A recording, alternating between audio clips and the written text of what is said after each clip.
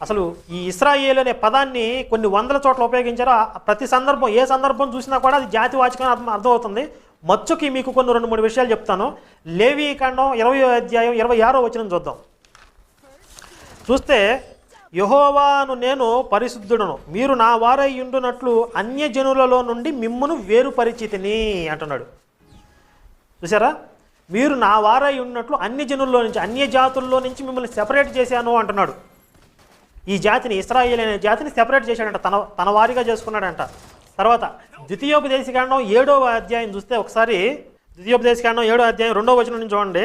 నీ దేవుడైన యెహోవా వారిని నీకు అప్పగించినప్పుడు నీవు వారిని హతము చేయవలెను, వారిని నిర్మూలనము చేయవలెను, వారితో నిబంధన చేసుకొనకూడదు, వారిని కరుణింపకూడదు, నీవు వారితో వియ్యమందకూడదు, అంటే పెళ్లి చేసుకోకూడదు, వాళ్ళతో మీరు మీ పిల్లల్ని వాళ్ళకి ఇవ్వటం, వాళ్ళ పిల్లల్ని మీరు చేసుకోవడం ఉండకూడదు, నీ కుమారునికి వాని కుమార్తెను పుచ్చుకొనకూడదు, నన్ను